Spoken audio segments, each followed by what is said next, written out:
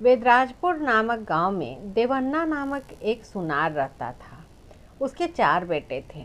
बड़े बेटे का नाम भुजंगाचारी, दूसरे का नाम ईश्वराचारी, तीसरे का नाम आचार्याचारी था।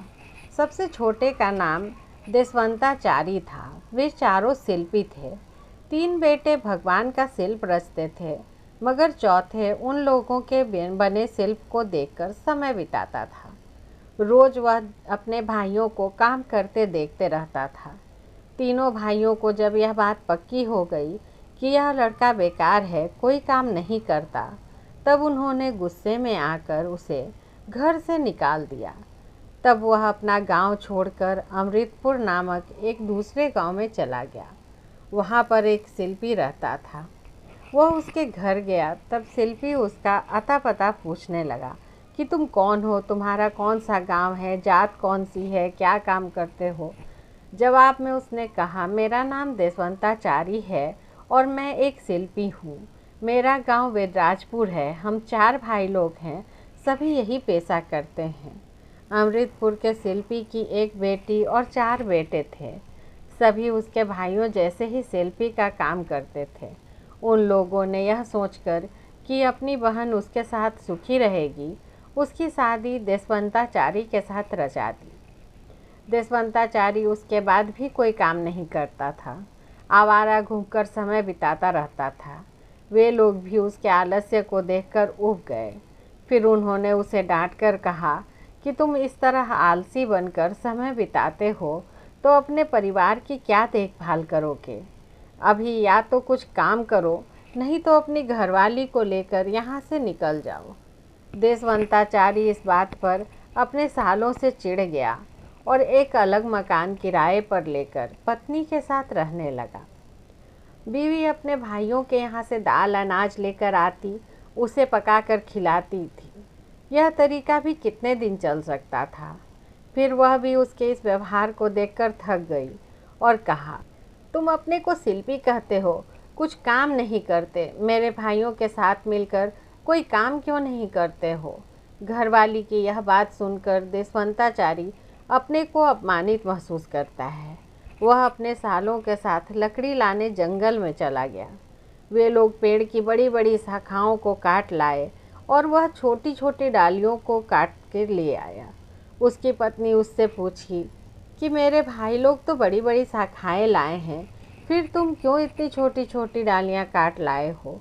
देशवंताचारी अगली सुबह देवरत्न नाम का एक पलंग बनाता है। पलंग के चारों पांवों पर 4 गुड़िया बनाकर उन्हें उपदेश देता है। फिर उन सबको खोलकर लकड़ी के गट्ठे जैसे बनाकर 4 कोनों पर उन्हें टिका देता है। लकड़ी का गट्ठा देखकर वह हंसकर कहती है, तो रात भर तुमने यही काम किया। कोई बात नहीं, एक काम करना, किसी से कहना मत, इसमें इसे ले जाकर बाजार में बेच आती हूँ। लेकिन वह उसे उठाने में असफल रही। देशवंताचारी अपनी पत्नी की असमर्थता को देखकर खुद ही वहाँ से लकड़ी को बेचने निकल गया। वह यह बोझ उठाकर राजमहल के रास्ते से जा रहा था। वहाँ एक महिला लकड़ी का गट्ठा देखकर उससे उसका भाव पूछती है। इस पर देशवंताचारी उससे कहता है कि तुम यह नहीं खरीद सकती। तुम्हारे राजा अगर आकर खरीदना चाहें तो ठीक होगा। वह महाराज के पास जाकर लकड़ी की बात उससे करती है। राजा उसका आता पता पूछकर भाव पूछता है। देशवंताचारी यह कहकर कि अभी मैं भाव नहीं बताऊंगा, इस गट्ठे को लेकर लकड़ी को संजोइए, 4 दिशाओं में 4 अमरदीप जलाकर इस पलंग की पूजा कीजिए, फिर हाथ में एक कलम पुस्तक लेकर इस पर लेट जाइए। राजा ने लकड़ी का गट्ठा उससे ले लिया। राजा उसकी बात मानकर चारों दिशाओं में 4 दीप जलाकर कलम पुस्तक हाथ में लेकर लेट गया। वह 4 कोनों पर रखे पलंग के पांवों पर रखी गुड़ियों में से एक गुड़िया इस तरह बोली, बहन सुनो, मैं बाजार जाकर घूमकर आती हूँ, तुम जरा मेरे जगह पर अपना सहारा दे देना। गुड़िया ने वैसा ही किया। वह गुड़िया बाजार में घूमकर लौटी तो तीनों गुड़िया उससे बाजार की खबर के बारे में पूछती है। वह गुड़िया जवाब देती है कि वहाँ गौशाला में एक गाय थी, उसका बछड़ा गौशाला के दूसरे दरवाजे पर था। गाय उससे कहती थी कि यहीं पास में एक बाम्बी है, तुम वहाँ जाकर सो जाओगे तो तुम्हारी भूख शांत होगी।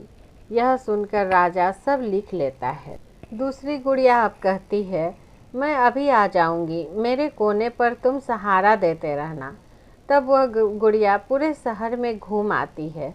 उसे आगे हनुमान मंदिर दिखाई देता है। वह वहीं जाती है। मंदिर के आगे 3 हांडी सोना रखा होता है। उसे गुड़िया देखती है। फिर वह राजमहल लौट आती है। तीनों गुड़िया उससे पूछती है कि तुमने क्या क्या देखा। वो जो जो जवाब देती है राजा वह सब लिख लेता है।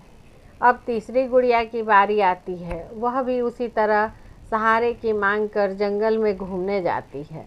महाराज के महल के पीछे एक बड़ा घड़ा होता है। उस घड़े में विक्रमादित्य के दरबार की एक कुर्सी दिखाई देती है। वह देखकर वह महल लौट आती है। आते ही तीनों एक साथ पूछती हैं कि बताओ तुमने क्या देखा। उसने जो जो देखा था वह सब तीनों गुड़ियों से कहती है। राजा सब लिख लेता है। अब चौथी गुड़िया की बारी थी। वह भी इसी तरह कहकर निकल जाती है। शहर घूम आती है। उसके लौटने पर बाकी गुड़िया उसके भी पहले जैसा ही प्रश्न करती है। गुड़िया ने जो जो देखा था वह सुनती है। शहर के पूरब में एक देवता है। वह 100 फीट के भीतर है। उस देवता के आगे एक घड़ा भर दिनार है। वह चाहती है कि वहाँ एक मंदिर बनवाया जाए। यही बस मैंने देखा और यह सब सुनकर आई। महाराज ने वह सब लिख लिया।